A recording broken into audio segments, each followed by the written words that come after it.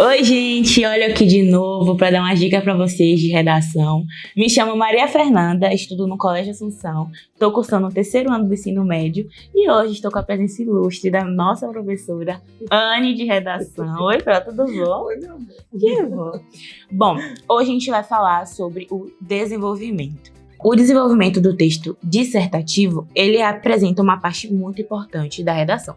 Com isso, eu queria que a senhora desse uma estratégia boa para escrever um desenvolvimento forte. Uma boa pergunta. Afinal de contas, a gente introduz o texto, como a gente viu no nosso encontro passado, né? Mas o corpo do texto, a parte em que você vai sedimentar suas ideias junto com o corretor, é exatamente nos 2 desenvolvimentos, né? Sim. O texto dissertativo, ele possui 4 parágrafos, né? Tem 2 desenvolvimentos, tá? Lembra que lá na aula passada, no nosso encontro passado, nós falamos a respeito de argumento 1 e argumento 2, né? E o argumento 1 a gente trabalhou com causa e consequência. Então agora o que é que você vai fazer? Você vai aprofundar esses 2 argumentos no D1 e D2, respectivamente, tá? Ou seja, nessa mesma ordem. Então, aquilo que você colocou como argumento 1, você vai ampliar no D1. Sim. O que você colocou como argumento 2, você vai ampliar no D2. E ele também tem uma microestrutura muito importante. Observe que o texto dissertativo argumentativo, ele vai trazer exatamente essa perspectiva de você apresentar sempre um ponto de vista. Então, como você vai apresentar esse ponto de vista?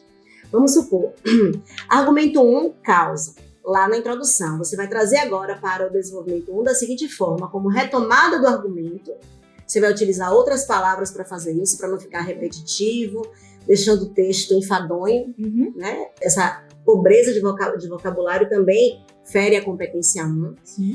Depois que você fizer a retomada do argumento, você vai aprofundar o argumento. Como a gente aprofunda? A gente aprofunda com um novo repertório.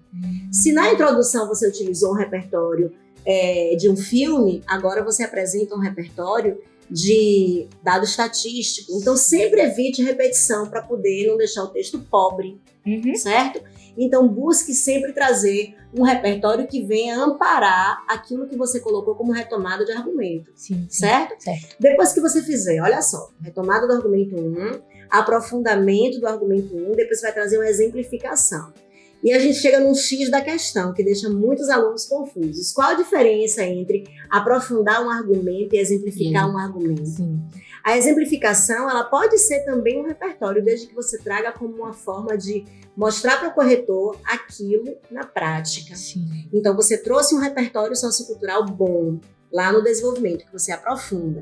Depois você vai agora mostrar na prática como isso se aplica onde? No Brasil. Porque a nossa redação é exame nacional. Né? Depois que você fizer uma exemplificação, cabe um momento massa da redação, fica muito bonito também você colocar uma marca de autoria. O que é uma marca de autoria? Você colocar a sua opinião de uma maneira indireta, de uma maneira discreta no texto. Por exemplo, o texto dissertativo, Nanda, ele não pode ter uso da primeira pessoa. Não é recomendável usar a primeira pessoa. Não é nem que não possa, mas não é recomendável, porque nem todos sabem usar ela direitinho.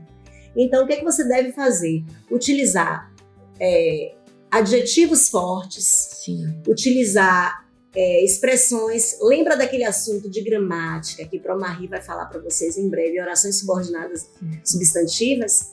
As orações subordinadas substantivas têm uma parte que compõe a oração principal. Então, quando você utiliza é necessário, é importante, é imprescindível.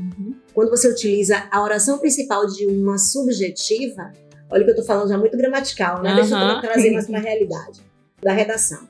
Quando você utiliza uma é importante, é necessário, é imprescindível, já está demonstrando sua opinião no texto. Então, é uma maneira que você tem de mostrar para o corretor que ali é uma marca de autoria, não é uma redação copiada de internet. Não é um esqueleto qualquer que você memorizou e está utilizando ali, é a sua redação. Resultado do seu pensamento, da sua reflexão e do seu aprofundamento, entendeu? Não? Entendi. Espero que todos tenham entendido também. Depois dessa dica perfeita, como é que não entende, né, gente? É impossível. Bom, Pro, e quais são os melhores operadores argumentativos para fazer o D1 e o D2? É uma boa pergunta, não? Até porque a maioria das pessoas utilizam primeiramente e segundamente. Um erro bastante comum, né? O segundamente, então, nem existe, né? O detalhe. Pois é. Mas existem vários operadores argumentativos que trazem um enriquecimento muito bom para o texto. E uma recomendação que eu trago para os meus ouvintes, né, e para os meus alunos habitualmente, né, é fazer análise, estudar redações 1000, dissecar ela em partes para poder compreender todas as partes que são relevantes para você. Então, você pode imitar, né? Time que está ganhando, né? A gente não mexe. Então, se aquele caminho está dando certo e chegou no 1000, você segue o mesmo caminho. Então, por exemplo, Nanda, eu fiz uma pesquisa, né? Habitualmente eu já faço um trabalho de análise de todas as redações 1000 que são divulgadas por aí, né?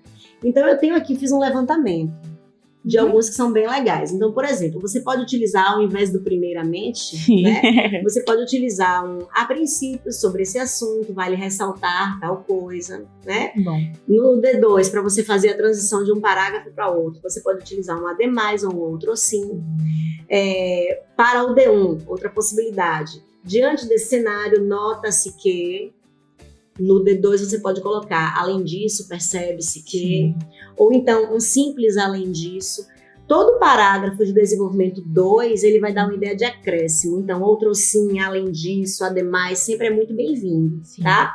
E para você iniciar o D1, você pode utilizar diante desse cenário, nessa perspectiva. É importante perceber que... né? Então, tem muitas possibilidades. Lembre que o texto dissertativo argumentativo, você vai ter uma possibilidade muito grande de colocar o seu argumento lá no desenvolvimento de uma maneira bem consistente.